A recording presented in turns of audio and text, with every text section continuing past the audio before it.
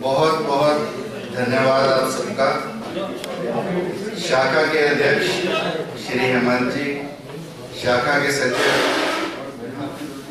श्री आलोक जी, सुरेश मेघी जी, आलोक जी प्रांतीय सचिव, अशोक जी, और डॉक्टर के गुप्ता जी जो हमारे मार्गदर्शक रहे इस चुनाव में, के खंडेलवाल साहब जिन्होंने दिन रात हमारे साथ काम किया। मुझे मुख्य अतिथि कहा गया, परंतु मैं आपकी तरह भारत विकास परिषद का एक सदस्य हूं और मुझे मौका मिला विवेकानंद सातशती समारोह समिति का प्रांतीय अध्यक्ष हरियाणा में बनने का। और उन्हीं दिनों, उससे पहले स्वामी जी के जीवन से मेरा परिचय रहा, स्वामी जी के बनाए एक चंडीगढ़ के हॉस्टल में रहा। इसी दौरान मैंने एक पुस्तक लिखी, जीवन प्रबंधन और स्वामी विवेकानंद, जिसे पूजनीय सरसम चालक जी मोहन भागवत जी ने विमोचन किया। और उसकी प्रतियां हमेशा कम रहती हैं, परंतु 2 प्रतियां मैं आज आपके अध्यक्ष और सचिव के लिए, और बाकी प्रतियां मेरी आपकी तरफ उधार रही, मैं भेजूंगा जरूर।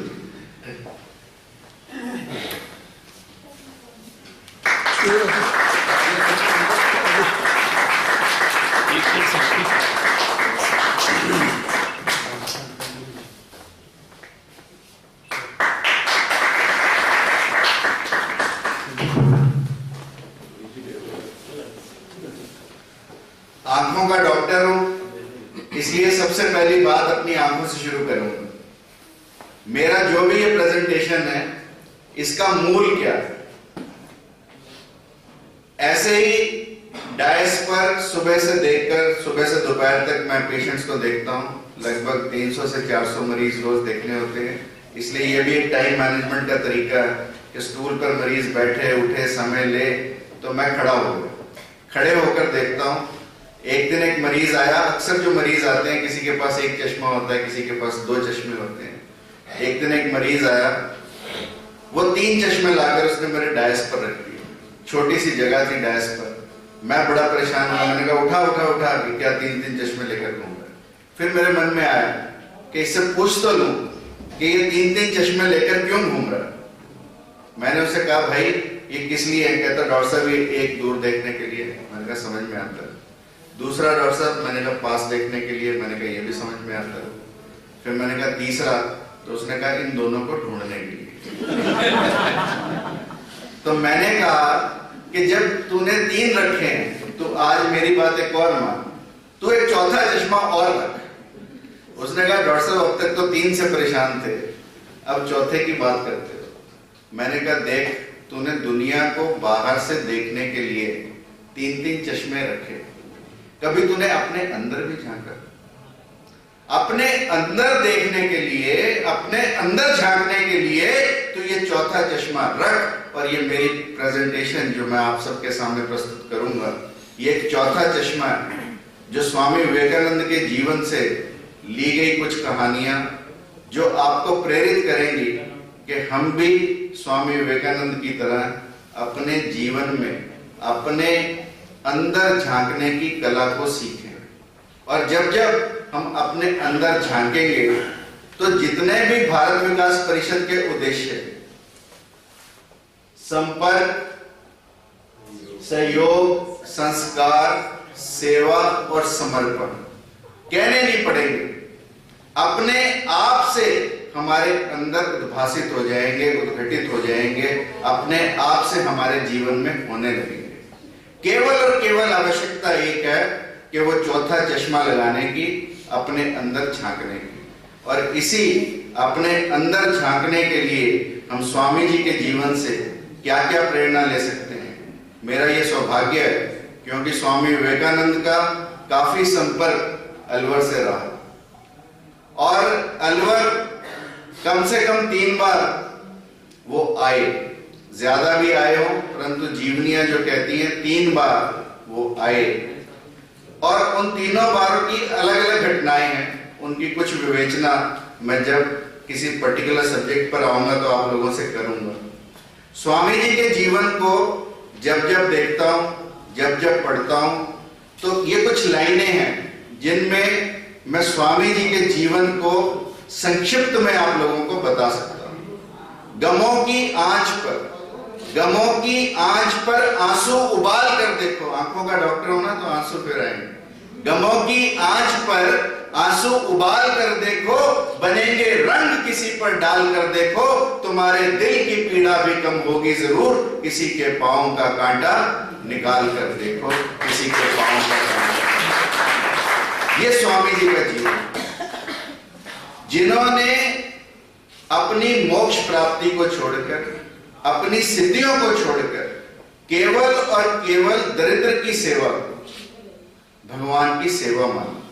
नर की सेवा को यदि किसी व्यक्ति ने नारायण सेवा पहली बार माना तो वो स्वामी विवेकानंद ने मानी। स्वामी विवेकानंद के जीवन से सबसे पहली चीज जो हम सीख सकते हैं, अपनी सोच।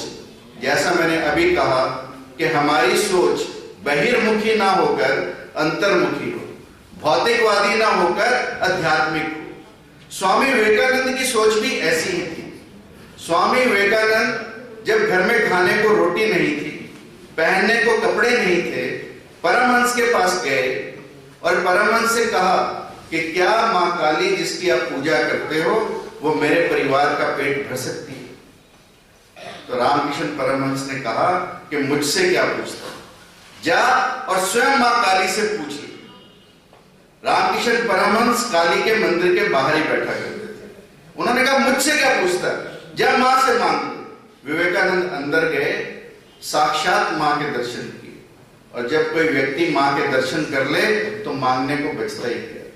विवेकानंद ने भी अंदर गए, मां के दर्शन किए, खुशी खुशी लौट आए। परमहंस ने कहा मां से मांगी रोटी कपड़ा, तो विवेकानंद ने कहा मैं मांग ही नहीं पाया, मैं तो भूल ही गया। तो परमहंस ने कहा पुनः जा। दोबारा गए, तीसरी बार गए, फिर भी मां से रोटी और कपड़ा मांग नहीं पाए। तो रामकृष्ण परमहंस ने कहा बस मैं यही देखना चाहता था कि तेरी सोच संसारिक है, तेरी सोच भौतिकवादी है या तेरी सोच आध्यात्मिक है। इसी बात से मैं ये अंदाजा लगा सकता हूं कि तू एक सुपात्र है इस देश की सेवा करने के लिए। जो व्यक्ति इस सोच के साथ इस दुनिया में आगे बढ़ते हैं, मेरी बात मान लेना, उनको जीवन में कुछ दुर्लभ नहीं रहता। इसलिए रामायण में लिखा, तात कर्म निज ते गति पाई, परहित बसा जिनके मन माही, तैकू इस जग में कछु दुर्लभ नहीं। यानी जिन लोगों के अंदर परहित की भावना भरी हो, परोपकार की भावना भरी हो, उनको इस जीवन में कुछ दुर्लभ नहीं रहता। और यदि हम विवेकानंद जी की ऐसी सोच को अपनाएंगे तो निश्चित रूप से हमारा जीवन बदलेगा। इसीलिए केवल और केवल एक चीज यदि हम स्वामी विवेकानंद के जीवन से सीखें कि हमारी सोच कैसी हो और हमारी सोच में परिवर्तन आए, इसलिए मैंने लिखा सोच को बदलो, सितारे बदल जाएंगे। नजर को बदलो, नजारे बदल जाएंगे। कश्तियां बदलने की जरूरत नहीं है दोस्त, हवाओं को बदलो, किनारे बदल जाएंगे। हवाओं को बदलो, किनारे बदल जाएंगे। यानी हमें अपनी सोच को बहिर्मुखी से अंतर्मुखी करना है। ये पहली चीज अपने जीवन में हम स्वामी विवेकानंद के जीवन से सीख सकते हैं। अनेकों उदाहरण है, समय की कमी है, परंतु क्योंकि मेरे को सारे एस्पेक्ट्स कवर करना चाहता हूं, इसलिए एक एक उदाहरण मैं सभी चीजों में देना चाहता हूं। स्वामी विवेकानंद ने दूसरी जिस बात पर जोर दिया और बार बार कहा, निर्भयता, भय अपने मन से मिटाओ, अपने को साहसी बनाओ। और उन्होंने कहा कि हमारी गुलामी का एक ही कारण है कि हम भय से ग्रस्त हैं। यदि हम निर्भय होकर कार्य करेंगे तो निश्चित रूप से जीत हमारी होगी। और विवेकानंद बचपन से ही इतने साहसी थे कि जैसे बच्चे कहीं खेलते हैं, पड़ोस के घर में किसी के पेड़ था, उस पेड़ पर कोई फल लगे थे, बच्चे पेड़ पर चढ़ते, खेलते, फल टूटते, तो उस पड़ोसी ने कहा कि बच्चों को डराने के लिए उसने कहा कि इस पेड़ पर मत चढ़ना, इस पेड़ पर ब्रह्म राक्षस है। सब बच्चे ठिठक गए, परंतु स्वामी विवेकानंद नहीं रुके। उस पेड़ पर चढ़े और ऊपर जाकर कहा यहां कोई ब्रह्म राक्षस नहीं है, तुम सब भी आ। और दूसरा, स्वामी विवेकानंद जब एक बार बनारस के स्टेशन पर उतर कर चलने लगे तो बंदर उनका पीछा करने लगे। स्वामी विवेकानंद और तेज चलने लगे, बंदर और तेज। और तब कहीं से आवाज आई, भाग मत, रुक और डट कर इनका मुकाबला कर। स्वामी जी ने लिखा कि इन शब्दों ने मेरी दृष्टि को बदला, और इसलिए स्वामी जी ने बार बार कहा कि रुको और डरो मत, खड़े होकर हर चीज का सामना करो। और स्वामी जी जैसे ही पलटे, बंदर भी पीछे रुक गया। तो यदि हम अपने जीवन में साहस से काम लेते हैं तो निश्चित रूप से विजय हमारी होती है। और स्वामी जी ने कहा कि यदि हमें कोई भी वेदांत भारतवासियों को पढ़ाना, तो निश्चित रूप से उन्हें सबलता का पाठ हमें पढ़ाना पड़ेगा। और यदि हम अपने देशवासियों को सबल बना पाए, सबल कोई शरीर से नहीं, सबल सोच से यदि हम उनको बना पाए, तो निश्चित रूप से भारत की दिशा बदलेगी। कंपैशन, सहानुभूति और समानुभूति, ये दो शब्द स्वामी जी ने अपने जीवन में जैसे गांठ की तरह मान लिया। हर चीज के लिए संवेदना उनके मन में कूट कूट कर भरी थी। यदि उनसे कोई कहता कि वेदांत का क्या मतलब है, तो वो ये कहते थे, जब तक मेरे देश में दीन दुखी लोग हैं, गरीब लोग हैं, दलित लोग हैं, जब तक भूखे लोग हैं, जब तक मैं उनका कोई पेट नहीं भर पाता, तो मेरे लिए वेदांत का कोई मतलब नहीं। यानी भूखे को रोटी देना, ये सबसे बड़ा वेदांत स्वामी विवेकानंद के लिए था। और केवल अपने देशवासियों के लिए सहानुभूति नहीं थी, पूरे विश्व में कोई भी घटना हो वो स्वामी जी को विचलित करती थी, स्वामी जी को व्यथित करती थी। कहते हैं एक बार स्वामी जी अपने आश्रम में रात को अपने कमरे से बाहर निकलकर कॉरिडोर में जो बरामदा था उसमें घूमने लगे और अपनी छाती पर हाथ रखे थे और दर्द से करा रहे थे। लोगों ने सोचा कि शायद स्वामी जी को हृदय का कोई रोग होगा। सब लोग भागे आए कि स्वामी जी कोई कष्ट तो नहीं। स्वामी जी ने कहा मुझे तो कोई कष्ट नहीं, परंतु इस दुनिया में कहीं ना कहीं मेरे भाई बहन दुखी जरूर है, कहीं ना कहीं कुछ अप्रिय हुआ है, कहीं ना कहीं कुछ ना कुछ दुर्घटना हुई है। तब तो स्वामी जी की बात को किसी ने नहीं माना, सब सो गए।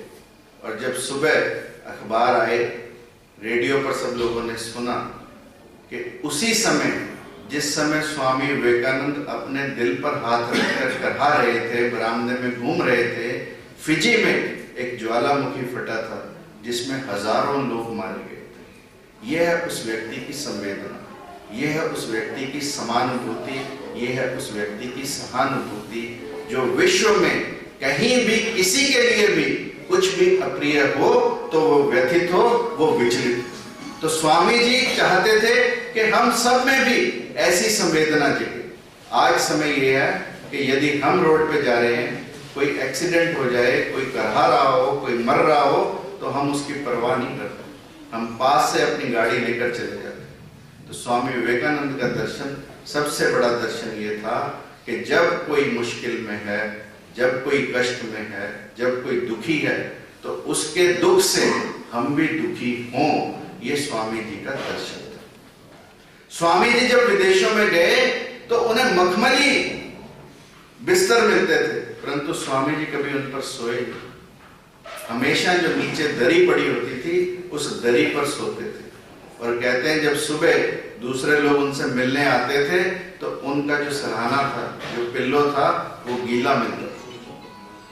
गीला किसी और चीज से नहीं, स्वामी जी के आंसुओं से। आंसू किसके लिए?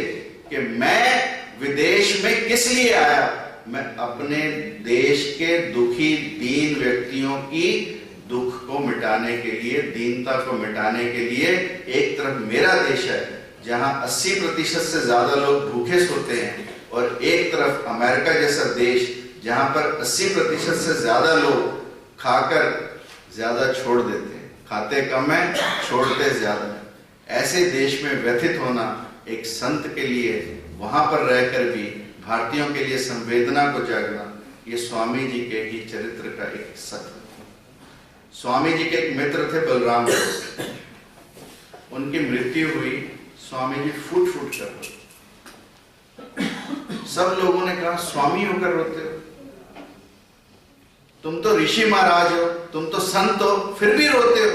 तो स्वामी जी ने कहा कि वो संत ही क्या, जिसकी संवेदनशीलता अति संवेदनशीलता, ये मेरे उसके प्रति प्यार के, उसके प्रति अति संवेदनशीलता के आंसू हैं, ये कोई और आंसू नहीं।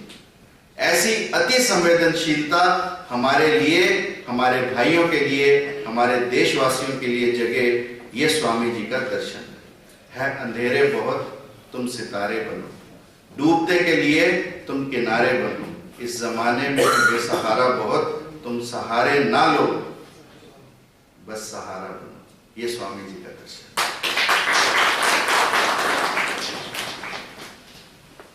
स्वामी जी जब किसी चीज के लिए संकल्प ले लेते थे, जीवन में मेरी एक बात मान लेना कि जब हम किसी कार्य करने का संकल्प ले लेते हैं तो निश्चित रूप से वो कार्य पूर्ण होता है। जब हम संकल्प के साथ उस कार्य को पूरी डेडिकेशन के साथ, पूरी कमिटमेंट के साथ करते हैं तो निश्चित रूप से हमारा संकल्प सच्चाई में तब्दील हो जाता है। स्वामी विवेकानंद ने भी एक संकल्प लिया। 25 दिसंबर 1892, 23, 24 और 25, 3 दिन कन्याकुमारी का तट, और वो शिला जिस पर मां पार्वती ने बरसों बरसों तपस्या की थी भोले शंकर को पाने के लिए, उस शिला पर स्वामी विवेकानंद जी 3 दिन तक भूखे प्यासे बैठे और एक ही संकल्प लिया कि मैं अपने देशवासियों की स्थिति को कैसे ठीक कर सकता हूं। और उसी दिन उनके मन में आया कि मैं क्यों ना विदेश में जाकर भारत के धर्म को समझाऊं, क्योंकि भारत में रहते भारत के गरीब लोग इस धर्म को, इस वेदांत को समझ नहीं पाएंगे। और यदि मैं विदेश में जाकर अमेरिका के लोगों को या यूरोप के लोगों को भारत के दर्शन के बारे में, भारत के धर्म के बारे में बता पाया तो निश्चित रूप से वो भारत की सहायता के लिए तैयार हो जाएंगे। और इस संकल्प के साथ स्वामी जी कन्याकुमारी से मां पार्वती की उस शिला से, उस पवित्र शिला पर 3 दिन बैठकर संकल्प लेकर विदेश यात्रा के लिए गए। ये स्वामी जी का ही संकल्प था कि वो इतने बड़े बड़े कार्य को कर सके। अन्यथा जिस सम्मेलन के बारे में किसी व्यक्ति को पता ना हो, जिस सम्मेलन के जाने का कोई रास्ता ना हो, जिस सम्मेलन के जाने के लिए कोई टिकट ना हो, जिस सम्मेलन में जाने के लिए कोई कार्ड ना हो, उस सम्मेलन में व्यक्ति जाए और सबसे मशहूर वक्ता बनकर निकले, सबसे पूजनीय संत बनकर निकले, ये एक ऐसे ही मजबूत संकल्प का परिणाम हो सकता है। अन्यथा छोटे मोटे संकल्प से ये कार्य संभव नहीं है। फिर स्वामी जी ने बल दिया। आप सब जानते हैं कि स्वामी विवेकानंद को 11 सितंबर 1893 से पहले विश्व में कोई जानता नहीं था। भारत में भी बहुत थोड़े से लोग जानते थे। और जिस 11 सितंबर 1893 को शिकागो में जाकर जब स्वामी विवेकानंद बोले, उस बोलने के बाद केवल और केवल 4 शब्द, मेरे अमेरिकी वासी भाइयों और बहनों, इन 4 शब्दों में इतना तेज था कि स्वामी विवेकानंद ने पूरे विश्व को गुंजायमान किया। स्वामी विवेकानंद लिखते हैं कि जब मेरी बारी आनी थी, एक बार मेरा नाम पुकारा गया, मेरे पैर कांपने लगे, मेरी आंखें नम हो गई, मेरे हाथ कांपने लगे, मेरे होंठ कांपने लगे, मैं नहीं उठा। दूसरी बार फिर मेरा नाम पुकारा गया, मैं डायस पर जाकर खड़ा हो गया और कुछ नहीं बोल पाया। तब पीछे से मेरे गुरु ने आकर मुझे कहा कि ये धर्म सम्मेलन विवेकानंद केवल तेरे लिए बना, ये हो ही तेरे लिए रहा है। और जब ये शब्द गुरु के उनके कानों में गूंजे, उस समय विवेकानंद के अंदर एक नए प्राण, एक नई स्फूर्ति पैदा हुई, एक नई उत्तेजना पैदा हुई। और जब उस उत्साह से स्वामी विवेकानंद ने उस तेज से अमेरिका में सबको बहनों भाइयों कहकर पुकारा, तो पूरे का पूरा हॉल स्वामी विवेकानंद के अभिनंदन के लिए खड़ा हो गया। ये स्वामी जी के शब्दों का जादू था। और इसीलिए मैंने लिखा अल्फाजों, अल्फाज मीन्स शब्द, अल्फाजों में भी जान होती है, इन्हीं से दुआ, इन्हीं से अजान होती है। ये दिल की गहराई के वो मोती हैं जिससे व्यक्ति की पहचान होती है, इंसान की पहचान होती है। ये स्वामी जी का प्रताप था।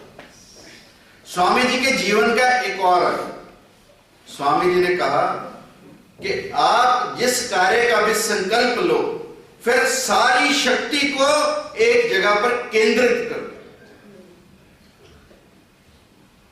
अब आप देखें कि हम संकल्प तो ले लेते हैं, परंतु पूरी शक्ति नहीं लगाते।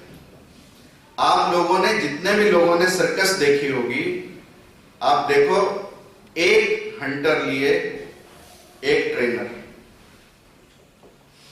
पूरा शेरों का पिंजरा, कम से कम 20 से 25 शेर होते।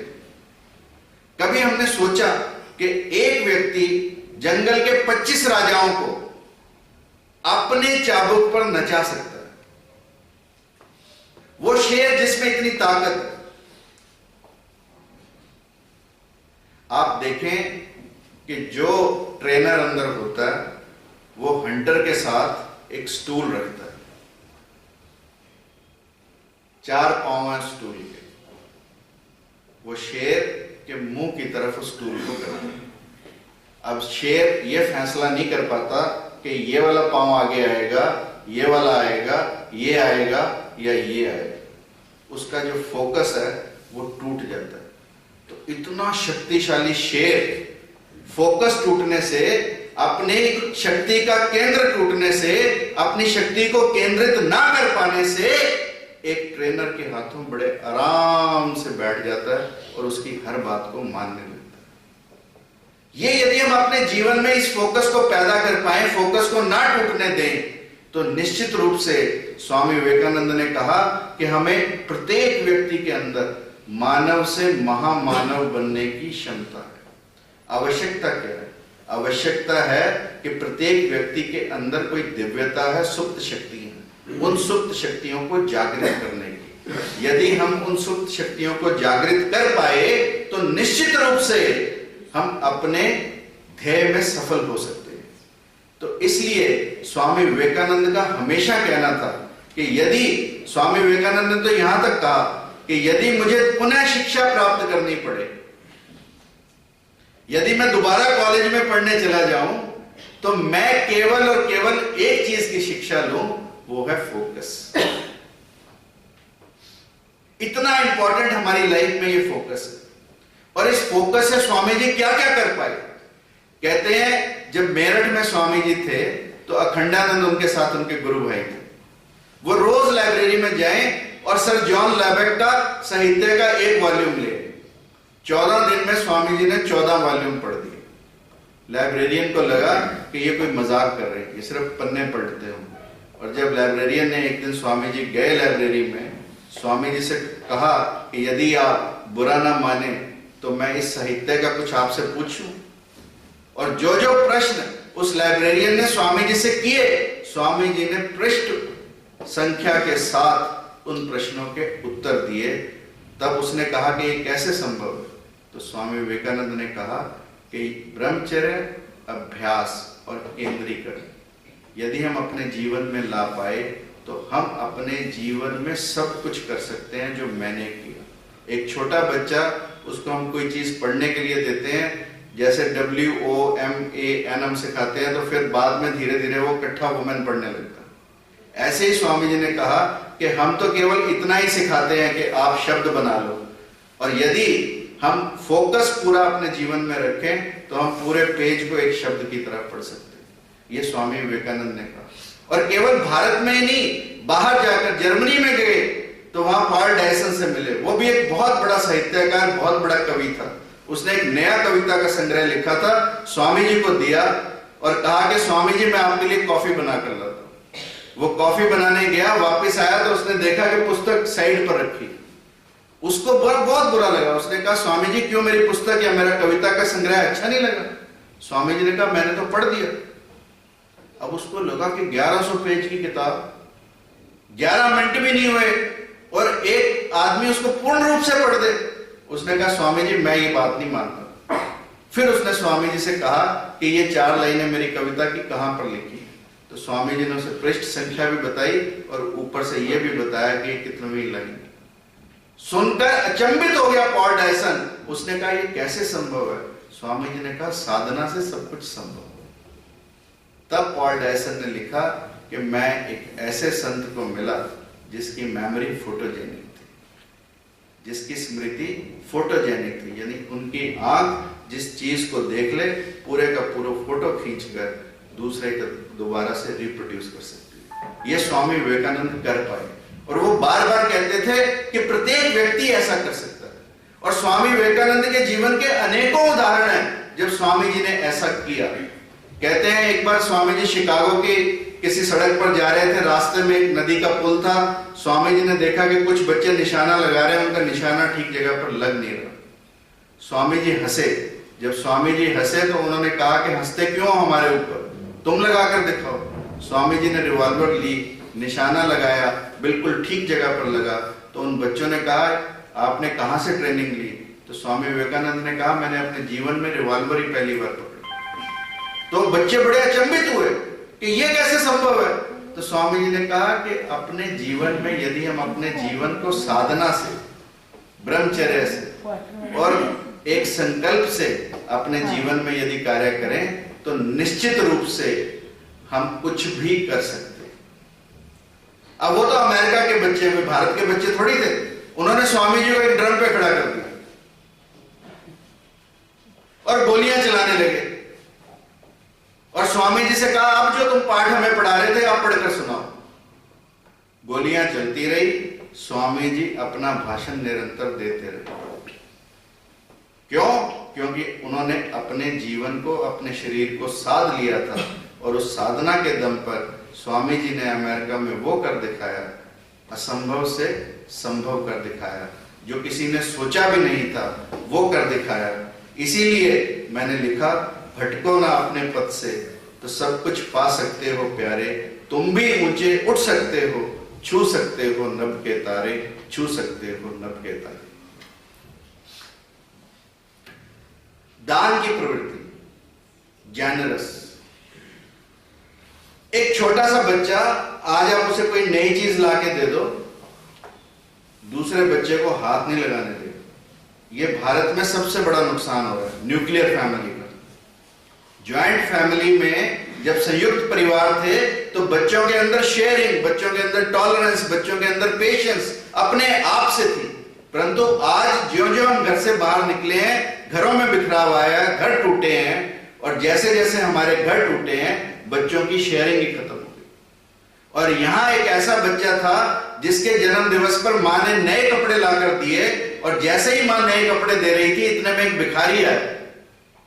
नरेंद्र ने कहा कि मां इसे दे दो नए कपड़े। मां ने कहा चल अंदर, अंदर कमरे में बंद कर आई कि नए कपड़े तेरे लिए लाई। तो कहते हैं स्वामी विवेकानंद ने उस भिखारी को पीछे की खिड़की से बुलाया और उसे वहां से कपड़े दे दिए। ये नरेंद्र का बचपन। और इस बचपन से हम सीख सकते हैं कि नरेंद्र के अंदर देने की कितनी प्रवृत्ति थी। जिन लोगों ने जब जब अपनी मुट्ठी को खोला वही लोग इस जीवन में कामयाब हो पाए, उन्हीं लोगों को हमने जीवन में याद रखा। अन्यथा जिन लोगों ने बंदर प्रवृत्ति से, मैं क्यों बंदर प्रवृत्ति कहता हूं, आप देखो बंदर को कैसे पकड़ा जाता है। बंदर को पकड़ने के लिए सुराही नुमा एक बर्तन का प्रयोग करते हैं जिसके आर पार दिखाई देता है, उसको आधा जमीन में गाड़ देते हैं और उसमें चने भर देते हैं। कोई जाल पे पिंजरा नहीं लगाया देता। बंदर आता है, उसमें हाथ डालता है, चनों की मुट्ठी भरता है, अब उसका हाथ निकल नहीं पाता क्योंकि चने बंदर छोड़ नहीं सकता, इसलिए पकड़ा जाता है। और यदि आप भी चाहते हो कि आप भी अपने जीवन में ऐसे ही पकड़े जाएंगे, तो अपनी मुट्ठी को बंद करने की बजाय खोलना सीखें। We must learn the art of giving. Only then we can succeed in our life. Otherwise we cannot. Honesty, ईमानदार। मां ने कहा कि सत्य के लिए सब कुछ का त्याग किया जा सकता है, परंतु किसी भी चीज के लिए सत्य का त्याग नहीं किया जा सकता। कितना महत्वपूर्ण विषय मां ने स्वामी विवेकानंद को दिया, और आज हर चीज बिका हुआ है। कीमत लगाने वाला चाहिए, हर व्यक्ति बिका हुआ है, परंतु विवेकानंद ने मां के इस उपदेश को अपने पूरे जीवन तक निभाया। सच्चाई के लिए कभी किसी चीज को छोड़ा नहीं, अपने आदर्शों के साथ कंप्रोमाइज नहीं किया। इसीलिए साच बराबर तप नहीं, झूठ बराबर पाप, जाके हृदय साच है ताके हृदय। परमात्मा उसी हृदय में उसी हृदय में निवास करता है जिस हृदय में सच्चाई होती है। विवेकानंद ने अपने जीवन में एक और चीज की, पहल। जीवन में वही लोग कामयाब होते हैं जो किसी ना किसी कार्य को करने की पहल उठाते हैं, और पहल करने वाला ही व्यक्ति याद किया जाता है, अन्यथा बाकी सब लोग तो पीछे भीड़ है। स्वामी विवेकानंद के जीवन में अनेकों ऐसे उदाहरण हैं जिनको उन्होंने पहल करके दिखाया। जैसे उस समय कोई पश्चिम में जाता नहीं था, स्वामी विवेकानंद पश्चिम में गए और उन्हें भारतीय दर्शन, भारतीय धर्म, भारतीय सभ्यता और भारतीय संस्कृति के बारे में बताया। रामकृष्ण मठ का स्थापना, स्वामी विवेकानंद चाहते थे कि मैं एक ऐसा मठ बनाऊं जहां से युवक और युवतियां पूरे भारतवर्ष में जाकर भारत के धर्म का प्रसार करें, और न केवल भारत में पूरे विश्व में जाए। यह तब किसी ने सोचा नहीं था। स्वामी विवेकानंद ने स्त्री शिक्षा के बारे में, स्त्री सशक्तिकरण के बारे में उस समय सोचा जब कोई व्यक्ति सोचता नहीं था।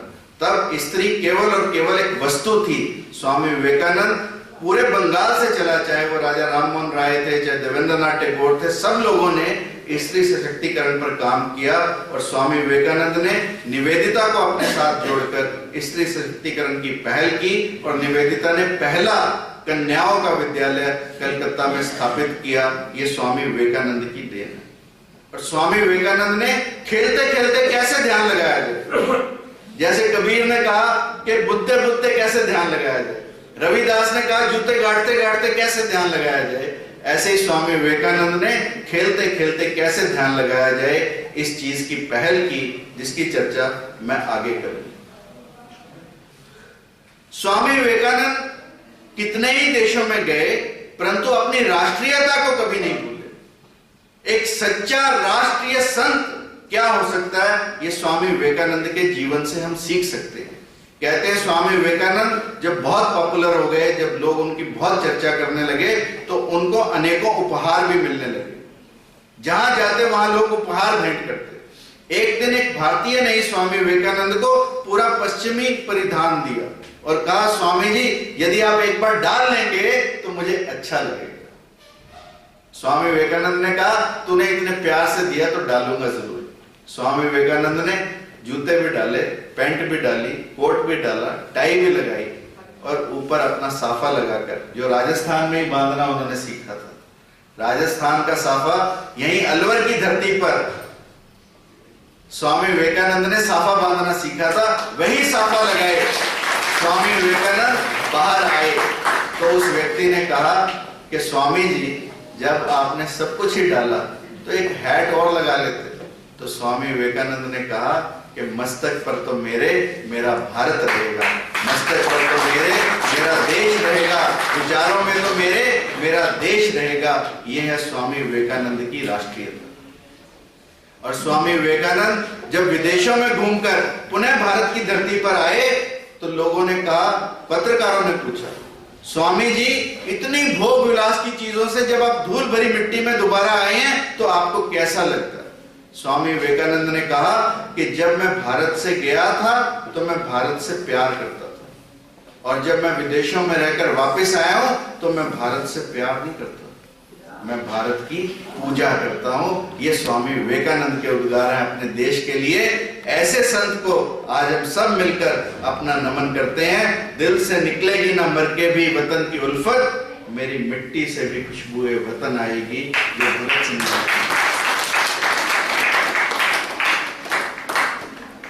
ये स्वामी विवेकानंद की राष्ट्रीयता। आज विद्यालयों में, महाविद्यालयों में, विश्वविद्यालयों में बड़ा खेद का विषय है कि राष्ट्रीयता की कोई बात ही नहीं करता, नेशन फर्स्ट की कोई बात ही नहीं करता। और जब जब देश पहले की बात होनी शुरू होती है तो इस देश में नए आडंबर शुरू हो जाते हैं। इसलिए यदि हम देश को पहले रखेंगे तो निश्चित रूप से जितनी भी समस्याओं से आज ये देश जूझ रहा है, यदि हर कोई कहे कि ये देश मेरा है, ये माटी मेरी है, ये मातृभूमि मेरी है, तो निश्चित रूप से इस देश की दशा भी बदलेगी और दिशा भी बदलेगी।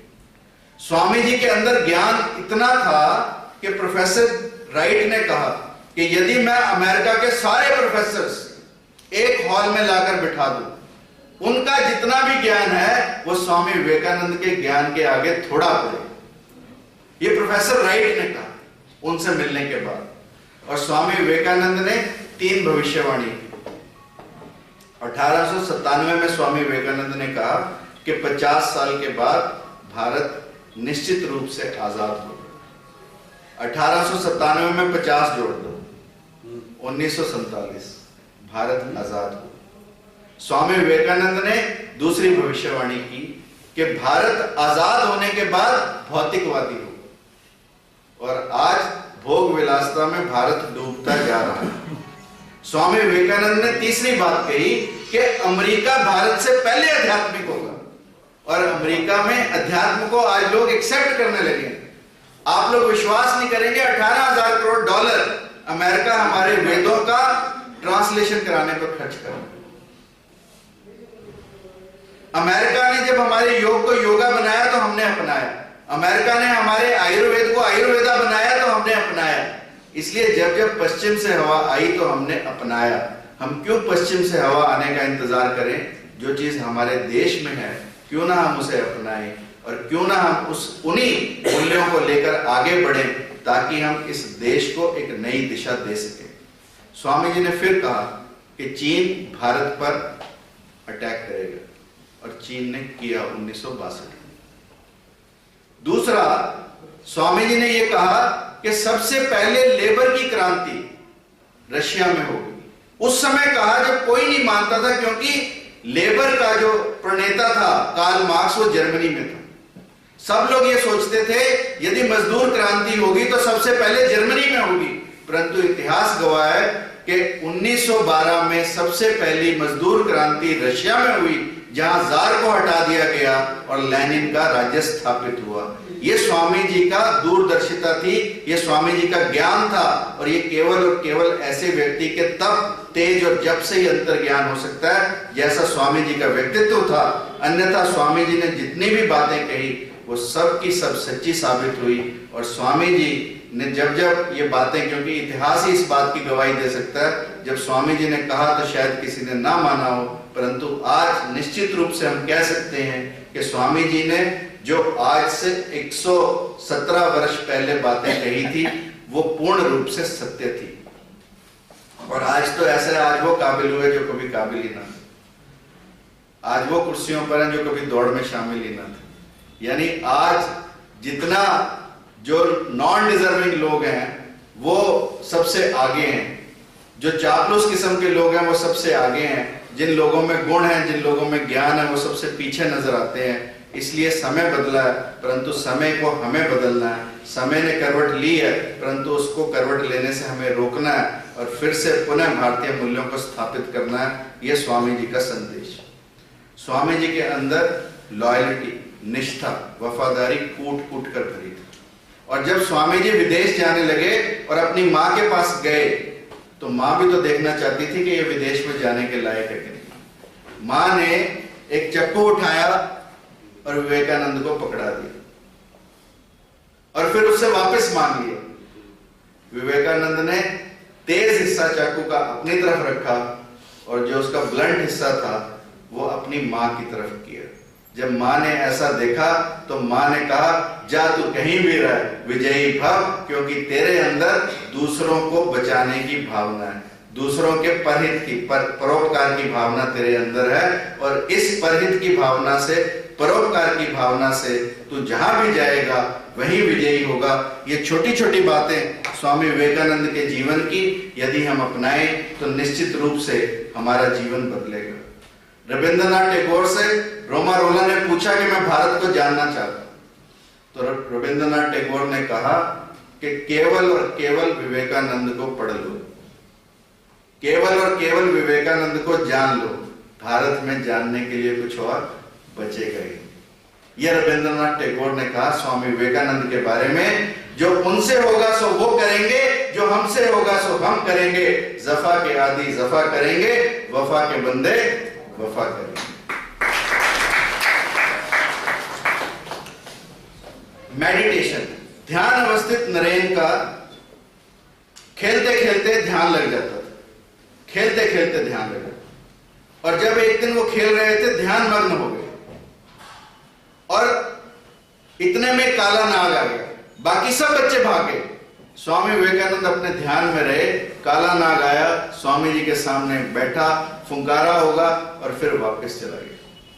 जब बाद में सब बच्चों ने पूछा नरेन क्या हुआ, तो नरेंद्र ने कहा कुछ भी, तुम भी परमात्मा के साथ रहकर देखो, कभी अपने जीवन में विचलित नहीं हो।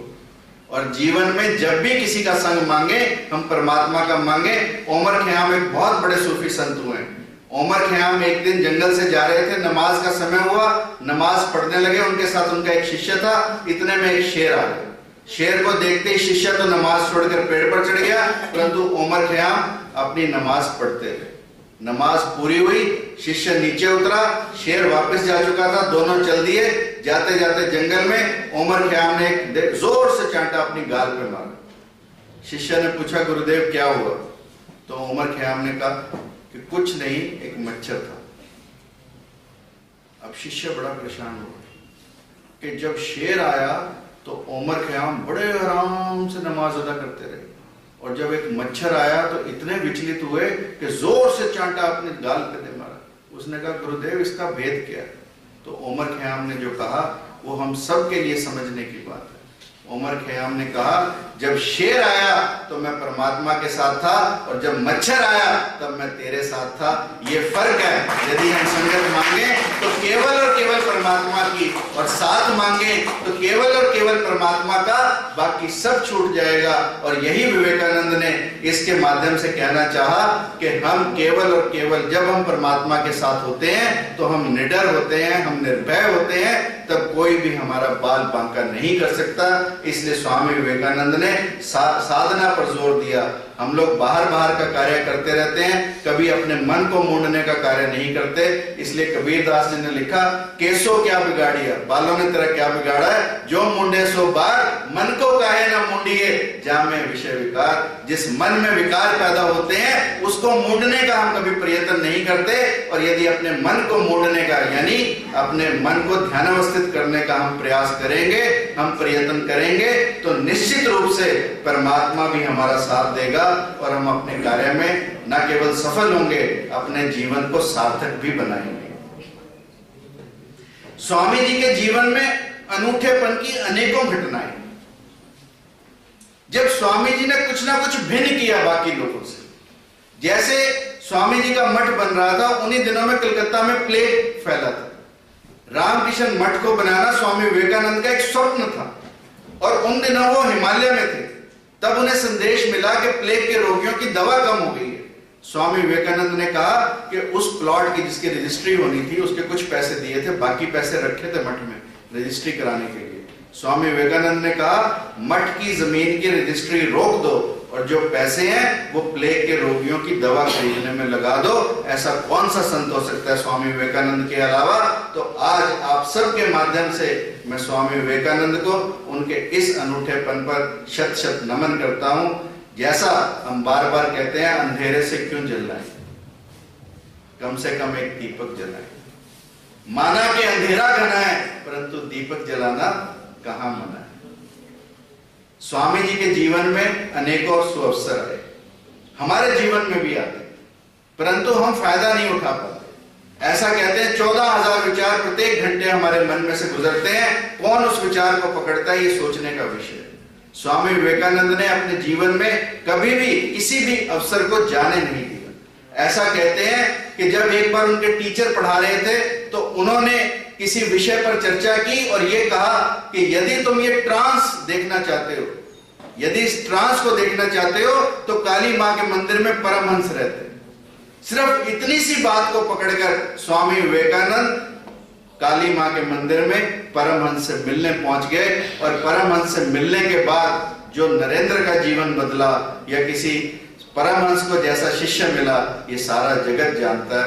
इसलिए जीवन में जब भी कोई अवसर मिले उस अवसर को चूके मत, उस अवसर को पकड़े रहें। और स्वामी जी ने अपने जीवन में हमेशा किसी भी अवसर को जाने नहीं दिया। जब जब जो जो अवसर मिला, जो जो अपॉर्चुनिटी मिली, उस पर पूरे रूप से काम किया।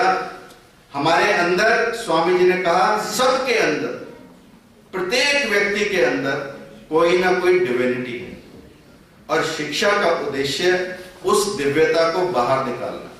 स्वामी जी ने बार बार इस बात पर जोर दिया कि हम सबके अंदर सुप्त शक्ति है। उन्होंने कहा हमारे अंदर हर कोई आइंस्टीन बन सकता है, हर कोई न्यूटन बन सकता है, हर कोई एडिसन बन सकता है, हर कोई जितने भी हमारे महान संत हुए, चाहे विशिष्ट हो चाहे विश्वामित्र हो, हर व्यक्ति में हर बनने की संभावना है। परंतु आवश्यकता क्या है कि हम अपने अंदर की सोई शक्तियों को जागे, और कोई हमें ऐसा गुरु मिले जो इन सुप्त शक्तियों को जागृत कर सके। आज केवल सोचने का विषय यह है कि हमारे पास विद्यालय बहुत है, महाविद्यालय बहुत है, विश्वविद्यालय बहुत है और शिक्षक बहुत है, परंतु गुरु नहीं है। आज आवश्यकता है द्रोण जैसे गुरु की, जो कोई अर्जुन पैदा कर सके। आज आवश्यकता है समर्थ गुरु रामदास जैसे गुरु की, जो कोई शिवाजी पैदा कर सके। आज आवश्यकता है कोई चाणक्य की, जो चंद्रगुप्त पैदा कर सके। आज आवश्यकता है कोई राघवेंद्र की, जो महाराणा प्रताप पैदा कर सके। और यदि हम उससे चलेंगे तो निश्चित रूप से हम अपनी शक्तियों के बारे में जान पाएंगे। अन्यथा आप सब लोगों को मैं बताना चाहता हूं कि आइंस्टीन, जिसे हम पिछली सदी का सबसे बड़ा जीनियस कहते हैं, उसका केवल 10% ब्रेन का हिस्सा यूज हुआ था। अगर आइंस्टीन का 10% हुआ था तो हमारा तो 0.00001% हुआ होगा। तो कितनी हमारे अंदर इस शक्तियां हैं जिनको जागृत करने की आवश्यकता है। स्वामी जी हमेशा हर व्यक्ति से ये कहते थे कि अपने अंतर मन को जानो, अपने अंतरतम को जानो, अपने आप को पहचानो, स्वयं को पहचानो। यदि आप स्वयं को पहचान लोगे तो निश्चित रूप से विश्व को विजय कर सकते हो। स्वामी जी एक उत्तम संबंध निर्माता थे। स्वामी जी हमेशा जाति के बंधनों को तोड़ने में लगे रहते थे। कहते हैं उनके पिताजी ने घर में अनेकों हुक्के रखे हुए थे, तो एक दिन उन्होंने पूछ लिया कि ये हुक्के किस लिए हैं, तो उन्होंने कहा हर जात का अलग अलग हुक्का है, क्योंकि तरह तरह के क्लाइंट आते हैं। तो स्वामी जी हर हुक्के का कश लगाने लगे। हर हुक्के का कश लगाया तो पिता ने कहा ये क्या कर रहा है? उसने कहा मैं ये जानना चाहता हूं कि इस हुक्के में कोई अलग से स्वाद है। यदि हुक्का एक ही है तो प्रत्येक व्यक्ति इसी एक हुक्के से हुक्का पी सकता है। ऐसे जाति के बंधनों को तोड़कर उन दिनों में जब कलकत्ता जैसे नगर में यदि कोई अछूत व्यक्ति निकलता था तो उसे आवाज लगाकर निकलना पड़ता था या उसे ढोलक बजाकर निकलना पड़ता था। तो ऐसे समय में जाति के बंधनों को तोड़ने का कार्य स्वामी विवेकानंद ने किया। उत्तरदायित्व, हम अपने जीवन में बहुत काम करते हैं, पर जब रिस्पॉन्सिबिलिटी लेने की बात आती है तो हम सब भाग जाते हैं। जब जब हम उत्तरदायित्व की बात करेंगे तो कोई नहीं आएगा। आप देखो नोकिया कंपनी मोबाइल बनाएगी तो गारंटी देती है, हम अपने बच्चों की गारंटी आज नहीं लेते। पैदा किया है तो गारंटी भी तो हमें लेनी है ना। आज माँ बाप में हिम्मत नहीं है अपने बच्चे की गारंटी ले सके। बच्चे के अनुरूप माँ बाप को कार्य करने पड़ते हैं।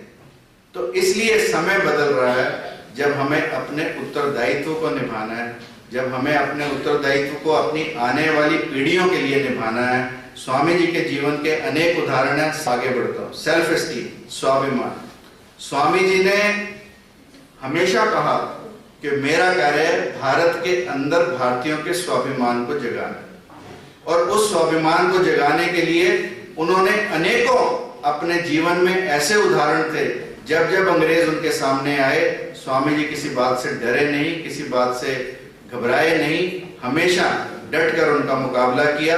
चाहे वो इंग्लिश बोलने की बात आई, चाहे किसी ट्रेन के डिब्बे में चढ़ने की बात आई, या किसी अंग्रेज ने उन्हें तू कहकर बोला तो स्वामी जी ने उल्टा जवाब दिया। स्वामी जी कभी घबराए नहीं, अपने स्वाभिमान को बरकरार रखा, परंतु अपने अंदर अहंकार नहीं आने दिया, सहज रहे परंतु स्वाभिमानी रहे। ये स्वामी जी के जीवन का दर्शन है। स्वामी जी का अपने ऊपर कितना सेल्फ रिस्ट्रेन था, कितना कंट्रोल था कि स्वामी जी राजा अजीत सिंह के यहाँ पुत्र हुआ तो उसने गायन का आयोजन किया। एक नर्तकी बुलाई, स्वामी जी ऊपर कमरे में चले गए। स्वामी जी ने कहा कि एक संत का क्या काम है, परंतु वो नर्तकी भी चाहती थी कि स्वामी जी एक बार उसका नृत्य जरूर देखें, क्योंकि वो भी अपने फन की पूरी कलाकार थी। और उसने गाना शुरू किया, प्रभु जी मोरे अवगुण चित न धरो, समदर्शी है नाम तुम्हारा, चाहे तो पार करो, एक लोहा पूजा में राखत, एक घर बदिर धरो, पारस गुण अवगुण नहीं जानत, कंचन दो करो। जब स्वामी जी ने इन शब्दों को सुना तो स्वामी जी का हृदय अंदर से रो पड़ा। उन्हें लगा कि तूने गलती की है। वो नीचे आए, उस नर्तकी को बहन कह के पुकारा, सम्मानित किया, और उस दिन उन्होंने कहा कि जो एक भाव मेरे अंदर नहीं था, समदर्शिता का भाव, अब तक मैंने भेद किया कि तू वैश्य है, तू नर्तकी है, एक आदमी और औरत के अंदर भेद किया, और आज तूने अपने गायन से मेरे भेद को समाप्त कर दिया। उस दिन विवेकानंद लिखते हैं कि उस दिन मेरी यात्रा नरेंद्र से विवेकानंद की पूरी हुई। ये समदर्शिता का भाव जिस दिन हमारे अंदर जगे, उस दिन मान लेना कि हमारे अंदर की समदर्शिता जाग रही है। और स्वामी जी कहते हैं, अमेरिका से जब वापस लौट रहे थे तो मिस्र में काहिरा में रुके, उनका जहाज थोड़े दिन के लिए रुका, थोड़े टाइम के लिए, तो उतर कर लोग घूमने गए, स्वामी जी भी चले गए। काहिरा का कुछ जानते तो थे नहीं, इसलिए गलती से रेड लाइट एरिया की तरफ चले गए। वहां पर बेंच पर कुछ वैश्याएं बैठी थी, स्वामी जी भी जाकर बैठ गए, अनभिज्ञ के कौन बैठे। जब स्वामी जी को पता लगा तो स्वामी जी ने कहा उन्हें, ओह बहन, क्यों अपने दिव्यता को इस तरह से तुम बेच रहे। उनका ये कहना था कि वो वैश्याएं रो पड़ी, और जब स्वामी जी उस रेड लाइट एरिया से चले तो स्वामी जी अकेले नहीं थे, उनके साथ 100 सन्यासिनें और थी जो स्वामी जी से प्रभावित होकर जिनका जीवन बदला। ये स्वामी जी का जीवन है, ये स्वामी जी का दर्शन है कि अपने प्रभाव से, अपने सन्यास के प्रभाव से, वैश्याओं जैसे जीवन से लोगों का उद्धार किया। ये स्वामी विवेकानंद का जीवन है। और स्वामी जी कभी भी किसी बात को ऐसे नहीं अपना लेते थे। रामकृष्ण परमहंस को भी अपनाया तो पूरा टेस्ट करके। उनको ये लगता था, कई लोग कहते थे कि रामकृष्ण परमहंस को दौरे पड़ते हैं, उनको मृगी का दौरा पड़ता है, कोई ट्रांस नहीं है, कोई कुछ नहीं है, कोई समाधि नहीं है। तो स्वामी विवेकानंद ने सोचा कि हो सकता है लोग सत्य भी कहते हो, तो उन्होंने कहा क्यों ना मैं जान लूं कि मेरा गुरु पूरे रूप से विरक्त है कि नहीं। तो परमहंस जिस सिंहासन पर बैठते थे, जिस आसन पर बैठते थे, उस आसन के नीचे स्वामी विवेकानंद जी ने कुछ सिक्के रख दिए, और जैसे ही परमहंस आकर बैठे तो परमहंस कूदने लगे, उछलने लगे। परमहंस ने कहा कि जरूर कुछ गड़बड़ है, यहाँ पर कुछ ना कुछ गड़बड़ है जो मेरे को पकड़ रही है इस दुनिया के लिए। तो ऐसा कहना था। तो नरेंद्र जान गए कि परमहंस पूरे विरक्त हैं, उनको कोई लोभ, कोई धन, कोई भौतिकता छू नहीं सकती। और उसके बाद उन्होंने उसको पूर्ण रूप से अपना गुरु माना। इसलिए मैंने कहा जिसको भी देखना, कई बार देखना, हर आदमी में होते हैं 10-20 आदमी। अंडरस्टैंडिंग स्वामी जी की इतनी अच्छी थी, हर सब्जेक्ट को समझना। अब अलवर की घटना है। महाराजा थे मंगल सिंह, और मंगल सिंह ने उन्हें कहा पहले तो कि स्वामी जी आप सन्यासी हो, आप अच्छे वक्ता हो, आप क्यों दर दर भटकते फिरते हो, क्यों भिक्षा मांगते फिरते हो। स्वामी जी को अंदर से स्वाभिमान जागा। स्वामी जी ने मंगल सिंह को कहा कि राजा होकर तुम अंग्रेजों के पीछे शिकार करते फिरते हो, उनकी जूतियां उठाते फिरते हो, तुम किस लिए करते हो। तो मंगल सिंह ने कहा मुझे अच्छा लगता है। तो स्वामी जी ने कहा कि मुझे भी दर दर भटकना, अपने देशवासियों को जानना, अपने दीन दुखियों की सेवा करना अच्छा है। ये स्वामी जी का मंगल सिंह के लिए। और फिर मंगल सिंह ने कहा कि तुम मूर्ति पूजा करते हो, क्या मूर्तियों में रखा, पत्थर की मूर्ति है, क्यों पूजा करते हो? तो स्वामी विवेकानंद ने कहा कि इसको क्या उत्तर दो। स्वामी विवेकानंद ने देखा कि ऊपर उनके पिता की फोटो लगी है। स्वामी जी ने उनके दीवान को कहा कि ये फोटो उतारो, ये फोटो उतारो। और जैसे उन्होंने फोटो उतारी, स्वामी जी ने कहा थूक दो इस पर। अब दीवान की क्या हिम्मत कि राजा के पिता की फोटो पर थूक दे। राजा भी क्रोधित हुआ।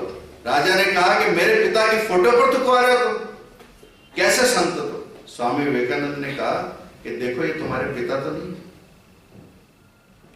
उन्होंने कहा पर मेरे पिता का फोटो है। तो उन्होंने कहा फोटो के साथ कुछ ना कुछ भाव है।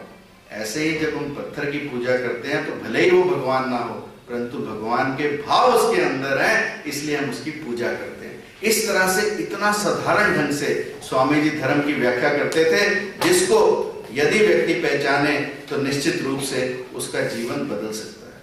स्वामी जी का विजन क्या था? स्वामी जी का विजन था जाति व वर्ण व्यवस्था से परे। चरमकार के घर खाना खाया, हरिजन के घर हुक्का पिया, पंचमा के घर का पानी पिया, अलवर रियासत में ही मुस्लिम भक्तों के यहाँ भोजन किया और जमीन से जुड़े रहे हमेशा। स्वामी जी ने कभी भी अपने जीवन को ऐसे नहीं जाने दिया जैसे स्टेशन पर उतरे। यहाँ पर अलवर स्टेशन की घटना है। उससे पहले जब, ये तो अमेरिका से बाद के आने की घटना, उससे पहले अमेरिका जाने से पहले जब अलवर आए थे तो स्वामी जी स्टेशन पर बैठे, किसी ने नहीं पूछा स्वामी जी को। तब राम स्नेही नाम का एक व्यक्ति था जिसने स्वामी जी को रोटियां खिलाई। एक और बूढ़ी औरत थी जिसने स्वामी जी को रोटियां खिलाई। जब 3 दिन लोग उनसे चर्चा तो करते रहे धर्म की, रोटी की किसी ने नहीं पूछी। तो तब इन 2 व्यक्तियों ने स्वामी जी को रोटी दी, स्वामी जी की भूख मिटी और स्वामी जी आगे यात्रा पर गए। और जब स्वामी जी अमेरिका से लौट कर आए, उस समय पूरे पॉपुलर हो चुके थे। यहाँ के सारे सम्मानित लोग स्वामी जी को अलवर स्टेशन पर लेने गए, परंतु स्वामी जी की निगाहें उन 2 व्यक्तियों को ढूंढ रही थी। और जैसे ही उन्हें राम स्नेही पीछे दिखाई दिया, स्वामी जी ने सब लीडरों को छोड़ के स्वामी जी ने आवाज लगाई, राम स्नेही, राम स्नेही। और राम स्नेही बेचारा उन अमीर आदमियों, सम्मानित आदमियों, लीडर आदमियों की भीड़ में से निकलता हुआ, डरता हुआ स्वामी जी के पास आया। स्वामी जी ने गले लगाया और स्वामी जी ने कहा, तुम हो मेरे सच्चे भक्त, तुम हो मेरे सच्चे साथी। जब मैं परेशान था तब तुमने मुझे सहारा दिया। और जब स्वामी जी अलवर में रहे तो उसी बुढ़िया के घर गए, अपने गुरु भाइयों के साथ गए और उसको कहा कि वैसी ही सूखी रोटी जैसी तूने मुझे स्टेशन पर खिलाई थी वो खिलाना। और उस बुढ़िया ने स्वामी जी को वही रोटी, वही दाल बनाकर खिलाई। स्वामी जी ने शौक शौक से खाई और स्वामी जी का अलवर से रिश्ता पक्का हो गया। स्वामी जी में बुद्धिमत्ता इतनी थी कि बड़े बड़े लोग, रॉकफेलर उन दिनों का सबसे बड़ा अमीर आदमी था, परंतु पूरा अहंकार। स्वामी जी से मिलने अमेरिका में आया तो स्वामी जी जिस कमरे में बैठे थे सीधा उसके अंदर घुसाया और आकर स्वामी जी अपने कार्य में लगे। वो घूमता रहा बेचैन होकर स्वामी जी के कमरे में। स्वामी जी अपने कार्य से नहीं हटे, वो वापस चला गया। अगले दिन दोबारा आया, फिर देखा कि स्वामी जी कार्य में लगे। पर उस दिन स्वामी जी ने उस पर दृष्टि डाली और स्वामी जी ने उसे कहा, तू शांत हो जा। सिर्फ इतने ही शब्दों का प्रयोग किया, तू शांत हो जा। और रॉकफेलर जो इतना बेचैन था, इतना अहंकारी था, शांत हो गया। स्वामी जी ने उसके जीवन की कुछ पिछली घटनाएं बताई। रॉकफेलर का भरोसा जगा, विश्वास जगा और रॉकफेलर ने खाली चेक स्वामी जी को ला कर दिया और कहा, जितना चाहो धन इस पर भर लो। स्वामी जी के जीवन का वो पहला डोनेशन रॉकफेलर ने दिया जो स्वामी जी से प्रभावित हुआ। इसी तरह से मैडम काल्वे थी, ओपेरा सिंगर थी, 3 बार आत्महत्या का प्रयास कर चुकी थी। स्वामी जी से मिली, स्वामी जी ने फिर वही शब्दों का प्रयोग किया, केवल शांत हो जा। और काल्वे शांत हो गई और उसके बाद दुनिया की सबसे बड़ी ओपेरा सिंगर बनी। स्वामी जी के अंदर अनुशासन इतना था, ईमानदारी इतनी थी कि स्वामी जी जब विदेश जाने लगे तो स्वामी जी को धन बहुत मिला, परंतु स्वामी जी ने उस धन में से केवल और केवल उतना धन लिया जितना उनकी यात्रा के लिए आवश्यक था। और अंतिम कुछ बातें कि स्वामी जी के जीवन से हम क्या सीख सकते हैं कि हम जो भी कुछ जीवन में करें उसको तेरा तुझको अर्पण की भावना से करें, और यदि हम तेरा तुझको अर्पण की भावना से करेंगे तो निश्चित रूप से करने वाले हम नहीं हैं। स्वामी जी ने हमेशा कहा करवाने वाला परमात्मा है।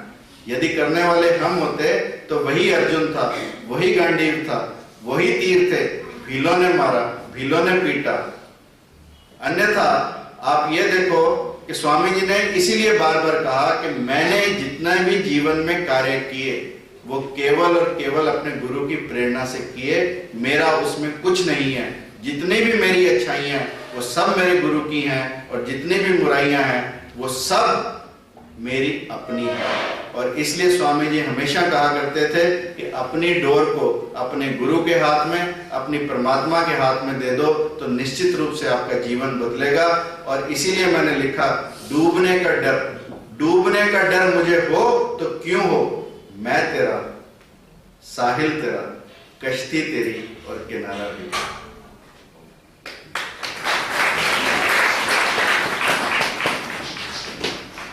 अंत में स्वामी जी ने कहा कि बल ही जीवन है और दुर्बलता ही मरण है। इसीलिए मैंने कहा कि स्वामी जी ने अपने जीवन में सबसे ज्यादा बल देने पर जोर दिया, बलवान होने पर जोर दिया, अपने आप को बोल्ड होने पर जोर दिया। और स्वामी जी ने हमेशा कहा कि आप बलवान तो हो, स्वाभिमानी तो हो, परंतु हमेशा जमीन से जुड़े रहो। इसी तरह की अनेकों घटनाएं हैं, जैसे राम स्नेही की मैंने बताई, एक बुढ़िया जो अलवर की थी उसकी बताई। इसी तरह जब अदान में गए तो वहाँ एक पान वाला था, चांद से भारतीय था, उसका चिलम लेकर पीने लगे। इसी तरह जब लाहौर गए तो वहाँ पर ग्रेट इंडिया सर्कस लगी हुई थी। उनके बचपन का एक दोस्त जो उस समय जिसको सर मोती कहते थे, वो सर मोती को स्वामी जी ने मोती कहकर पुकारा। मोती ने कहा स्वामी जी मैं आपको क्या कहूँ, तो स्वामी जी ने कहा कि मैं दूसरों के लिए स्वामी हो सकता हूँ पर तेरे लिए नरेंद्र हूँ। ये स्वामी जी का चरित्र था। इसलिए मैंने लिखा जो माहिर होते हैं फन में उछलकर वो नहीं चलते, जो माहिर होते हैं फन में उछलकर वो नहीं चलते, छलक जाता है पानी कायदा है ओछे बर्तन का। इसलिए स्वामी जी ने कहा किसी मकसद के लिए खड़े हो तो एक पेड़ की तरह, गिरो तो बीज की तरह, ताकि दोबारा उठकर उसी मकसद के लिए जंग कर सको। ये स्वामी जी का जीवन दर्शन है। हजारों मंजिलें होंगी, हजारों कारवां होंगे, निगाहें हमको ढूंढेंगी, न जाने हम कहाँ होंगे, न जाने हम कहाँ होंगे। और अंत की 4 लाइनें मैं चाहूंगा कि मैं बोलूं और आप भी बोलें, ताकि हमें लगे कि हम सबको स्वामी विवेकानंद से प्यार और स्वामी विवेकानंद के जीवन से हम कुछ सीखना चाहते हैं। इम्तिहानों से न हरगिज घबराना चाहिए, बल्कि ऐसे में खुद को आजमाना चाहिए। बांसुरी की जिंदगी से सीख लो जिंदगी में, लाख गम हो सीने में फिर भी मुस्कुराना चाहिए, फिर भी गुनगुनाना चाहिए, फिर भी मुस्कुराना चाहिए। ये स्वामी जी का जीवन दर्शन है। स्वामी जी